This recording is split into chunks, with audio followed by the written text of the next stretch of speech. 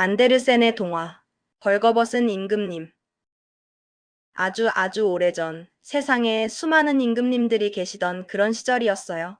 그중 한 분은 새 옷을 너무나도 사랑했답니다.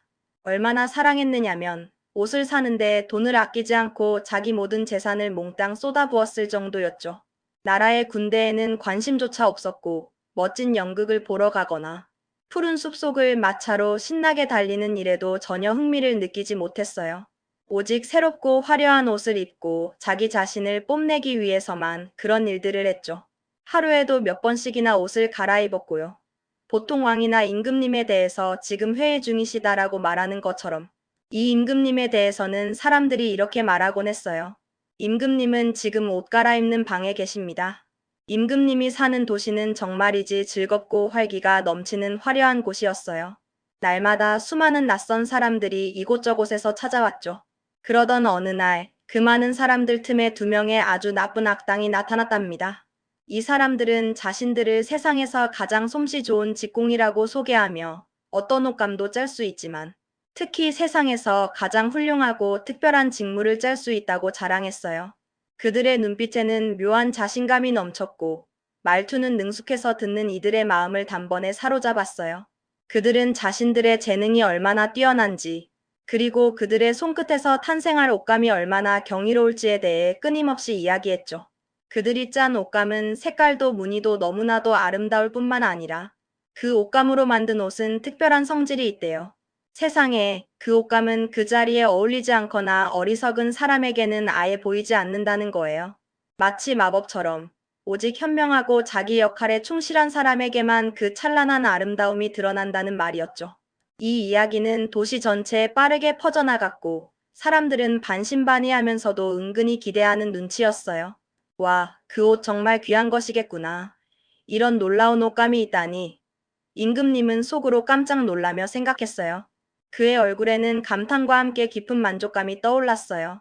그 옷을 입으면 내 나라의 관리들 중에서 누가 제자리에 어울리지 않는지 한눈에 알아볼 수 있겠지? 현명한 사람과 어리석은 사람을 확실히 구별할 수도 있을 거야. 이렇게 확실한 방법이 있다니. 그래, 당장 저 옷감을 짜게 해야겠어. 지금 바로 시작하게 해야겠어. 이렇게 생각한 임금님은 그 사기꾼들에게 엄청나게 많은 돈을 선불로 내주었어요. 그 액수는 보통 직공들에게는 상상할 수도 없는 거액이었지만 임금님은 전혀 아까워하지 않았죠. 두 사기꾼은 커다란 배틀 두 대를 가져다 놓고는 마치 무언가 대단한 작업을 시작하는 것처럼 요란하게 준비를 했어요. 그리고는 아무것도 없는 북을 들고 열심히 옷감을 짜는 척했어요. 그러면서 가장 좋은 비단과 순금실을 가져오게 했는데 그 값비싼 재료들은 전부 자기들 주머니로 쏙쏙 들어갔지 뭐예요. 밤늦도록 텅 빈 배틀 앞에서 마치 밤샘 작업을 하는 것처럼 열심히 일하는 척만 했어요. 사람들은 그들의 열정적인 모습을 보며 감탄했고 임금님은 뿌듯해했죠. 하지만 실상은 그들의 배틀 위에는 아무것도 없었고 그들의 손에는 빈 북만이 들려 있었을 뿐이었어요. 저 직공들이 지금 옷감을 얼마나 짜고 있을까? 오늘 밤새 작업했을 텐데 갑자기 궁금해지네. 임금님은 조용히 혼잣말처럼 중얼거렸어요. 그런데 갑자기 마음속에 이상한 느낌이 들었어요. 그 옷감은 어리석거나 제자리에 어울리지 않는 사람은 볼 수 없다고 했잖아요. 임금님 자신은 전혀 걱정할 일이 없다고 굳게 믿었지만 그래도 혹시 모르니 다른 사람을 먼저 보내 옷감을 살펴보게 하는 게 좋겠다고 생각했죠. 혹시라도 자신이 못 보게 될까 봐 은근히 불안했던 걸까요? 임금님은 미묘한 불안감에 휩싸였지만 곧이어 이내 자신은 현명한 임금이니 그럴 리 없다고 스스로를 안심시켰어요. 도시의 모든 사람들은 그 옷감의 특별한 성질에 대해 이미 다 듣고 있었고요. 그래서 서로 자기가 얼마나 어리석은지 아무도 들키고 싶어 하지 않았어요. 이 소문은 이미 도시의 모든 골목골목까지 파고들어 사람들의 마음속에 은근한 공포와 기대감을 동시에 심어주었죠. 모두가 과연 누가 그 옷감을 볼 수 있고 누가 볼 수 없을지 궁금해했지만 감히 먼저 나서서 확인하려는 사람은 아무도 없었어요. 충성스럽고 나이 많은 내 대신을 보내야겠다. 그는 연륜도 깊고 지혜로운 사람이니까. 임금님은 한참을 고민한 끝에 그렇게 결정했어요. 그는 정말 현명한 사람이니 그 옷감을 분명 잘 판단할 수 있을 거야. 게다가 그는 내게 늘 솔직하게 보고해 왔으니 그보다 더 직무에 적합한 사람은 없지. 그의 보고를 듣고 나면 나도 안심할 수 있을 거야. 그리하여 훌륭한 늙은 대신이 두 사기꾼이 텅 빈 배틀 앞에서 열심히 일하는 척하는 방으로 터벅터벅 들어갔어요. 방 안에는 배틀 소리만 요란하게 울릴 뿐 아무것도 보이지 않았죠. 이게 어찌 된 일인가? 내 눈이 이상한가? 노인은 눈을 크게 뜨며 생각했어요. 그의 얼굴에는 당황스러움이 역력했어요. 아무것도 보이지 않잖아. 정말 아무것도 없어. 그러나 노인은 그 충격적인 사실을 감히 입 밖에 내지 않았어요. 자신의 명예와 직위를 잃을까 봐 두려웠던 거죠. 그의 입술은 굳게 다물렸고 심장은 불안하게 뛰기 시작했어요. 등줄기에는 식은땀이 흘렀지만 그는 애써 태어난 척했어요. 두 사기꾼은 능글맞게 웃으며 그에게 조금 더 가까이 오라고 재촉했어요. 그러면서 대신님, 이 옷감의 무늬가 얼마나 아름다운지, 색깔이 얼마나 훌륭한지 감탄스럽지 않으십니까? 라고 계속해서 묻고 또 물었죠. 그들은 텅 빈 배틀을 손가락으로 가리키며 마치 눈앞에 화려한 직물이 있는 것처럼 생생하게 묘사했어요. 가엾은 대신은 눈을 부릅뜨고 아무리 바라봐도 당연히 아무것도 볼 수 없었어요. 그의 눈동자는 공허한 배틀 위에서 갈 곳을 잃고 헤매었지만 그의 마음속에는 이미 패닉이 찾아왔어요. 그는 어찌할 바를 몰라 안절부절 못했죠. 이런 일이 내가 바보란 말인가? 말도 안 돼. 노인은 속으로 격렬하게 생각했어요. 살면서 한 번도 그렇게 생각해 본 적이 없는데 설마 내가 정말 바보였던 걸까? 아니야. 그럴 리 없어. 하지만 아무도 알아서는 안 돼. 절대로 설마 내가 내 자리에 어울리지 않는단 말인가? 내가 이렇게 중요한 직책에 어울리지 않는 무능한 사람이었다니? 이런 치욕이 내가 옷감을 못 본다고 감히 말할 수는 없어. 내 모든 것이 무너질 거야. 그의 마음속은 혼란과 두려움으로 가득 찼어요. 그는 땀을 삐질삐질 흘리며 애써 평정을 가장했죠. 그의 얼굴은 굳어졌고 심장은 마치 북처럼 요란하게 울려댔어요. 자, 대신님, 이 옷감이 어떻습니까? 소감이 어떠신지 듣고 싶습니다만. 한 사기꾼이 계속 옷감을 짜는 척하면서 끈질기게 물었어요. 그의 목소리는 친절했지만 대신에게는 마치 심장을 찌르는 칼날처럼 느껴졌어요. 아, 참으로 우아하고 아름답소. 세상에 이런 옷감이 또 있을까? 노인은 안경 너머로 눈을 찡그리며 과장된 표정으로 대답했어요. 그의 목소리는 미세하게 떨렸지만 그는 필사적으로 숨기려 했죠. 무늬도 훌륭하고 색감도 정말 곱구려. 이런 걸작은 처음 보는군. 임금님께 반드시 훌륭하다고 말씀드리겠소. 폐하께서도 이 아름다움에 틀림없이 감탄하실 겁니다. 그렇다니 기쁘군요. 저희도 최선을 다해 만들었으니까요. 두 사기꾼이 만족스러운 미소를 지으며 말했어요. 그리고는 색깔의 이름과 무늬의 특징을 아주 자세하고 현란하게 설명했죠. 마치 눈앞에 실체가 있는 것처럼 생생하게 묘사했어요. 노인은 그것들을 꼼꼼히 외워두었어요. 임금님에게 보고할 때 한치의 오차도 없이 써먹기 위해서였죠. 그의 머릿속은 온통 그들의 설명으로 가득 차 있었지만 눈앞에는 여전히 공허한 배틀만이 존재했어요. 그 후 사기꾼들은 더 많은 돈과 최고급 비단, 그리고 귀한 금실을 요구했어요. 그들은 마치 옷감이 정말 빠르게 소모되는 것처럼 거짓말을 했죠. 하지만 그 값비싼 재료들은 모두 자기들 주머니에 몽땅 집어넣고는 여전히 텅 빈 배틀 앞에서 밤낮 없이 열심히 일하는 척만 했어요. 사람들은 그들의 헌신적인 노력을 칭찬하며 감탄했고 임금님은 그들의 성실함에 깊이 만족했어요. 하지만 그들의 손끝에서 만들어지는 것은 아무것도 없었답니다. 오직 눈에 보이지 않는 거짓말만이 쌓여갈 뿐이었죠. 얼마 지나지 않아 임금님은 또 다른 정직한 신하를 보내서 옷감이 얼마나 진행되었는지 알아보게 했어요. 그는 이 신하가 지난번 대신보다 더 명민하고 날카로운 사람이라 생각했죠. 그에게도 똑같은 일이 벌어졌어요. 그는 눈을 부릅뜨고 아무리 봐도 아무것도 보이지 않았어요. 그의 얼굴에는 처음에는 의아함이 이내 불안감이 서리기 시작했죠. 그의 눈동자는 텅 빈 배틀 위에서 흔들렸어요. 그는 자신이 무언가를 놓치고 있는 것은 아닌지 아니면 자신이 정말 어리석은 것인지 두려움을 느꼈어요. 이 옷감 정말 훌륭하지 않습니까? 이렇게 눈부신 예술 작품은 본 적이 없을 겁니다. 사기꾼들이 보이지 않는 배틀을 가리키며 능청스럽게 말했어요. 그들은 존재하지도 않는 색깔과 무늬를 마치 눈으로 직접 보고 있는 것처럼 생생하게 설명했죠. 그들의 연기는 너무나 완벽해서 보는 이들마저 잠시나마 눈앞에 화려한 옷감이 펼쳐져 있는 듯한 착각에 빠져들게 할 정도였어요. 나는 바보가 아니야. 그건 확실해. 지금까지 단 한 번도 그런 평가를 받아본 적이 없어. 그렇다면 내가 내 직무에 어울리지 않는다는 말인가? 내가 이렇게 중요한 자리에서 물러나야 할 만큼 무능한 사람이라는 건가? 이상하군. 정말 이해할 수 없지만 절대 들키면 안 돼. 만약 이 사실이 알려진다면 내 모든 것이 끝장날 거야. 그는 속으로 그렇게 생각하며 보이지 않는 옷감을 아주 열심히 그리고 과장되게 칭찬했어요. 색도 무늬도 참으로 아름답소. 정말이지 신비로운 옷감이로군. 그는 임금님에게 정말 훌륭합니다. 폐하, 이런 걸작은 세상에 다시 없을 겁니다. 라고 보고했답니다. 그의 보고는 확신에 차 있었지만 그의 마음속은 여전히 혼란스러웠어요. 도시 전체가 그 멋진 옷감 이야기에 대해 마치 축제라도 벌어진 듯 떠들썩했어요. 사람들은 모두 이 신비로운 옷감에 대해 이야기했고, 누가 그 옷감을 볼 수 있을지, 누가 볼 수 없을지에 대해 갑론을 박을 벌였죠. 임금님은 그 소문을 듣고 더 이상 참을 수 없었어요. 그는 직접 자신의 눈으로 확인하고 싶어졌죠. 그래서 두 번이나 다녀온 대신들과 함께 특별히 선별한 신하 몇 명을 더 데리고 사기꾼들의 작업장을 찾아갔어요. 임금님의 행차는 웅장했고 많은 사람들이 그를 따랐어요. 폐하, 이 얼마나 아름답습니까? 두 정직한 대신이 임금님께 흥분한 목소리로 말했어요.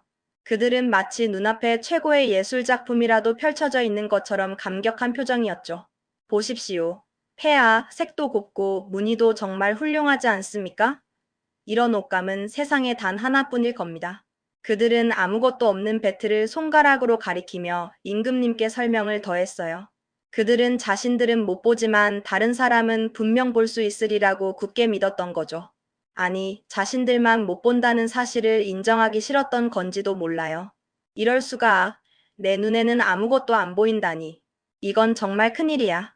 정말이지 큰일이 벌어진 거야. 내가 바보란 말인가? 천하의 내가 임금 자리에 어울리지 않는단 말인가? 어쩌면 내가 무능한 임금이라는 증거일까? 이보다 더 끔찍할 수는 없지. 내 명예와 권위가 한순간에 무너질 수도 있어. 임금님은 속으로 격렬하게 생각했어요. 그의 얼굴은 창백해졌고 식은땀이 흘렀지만 그는 필사적으로 평정을 유지하려 했었어요. 그러나 겉으로는 아무렇지도 않은 척 오히려 만족스러운 미소를 지으며 말했죠. 아, 참으로 아름답구나. 정말이지 내 마음에 쏙 드는구나. 이런 걸작을 만들어주다니 직공들의 솜씨가 대단하군.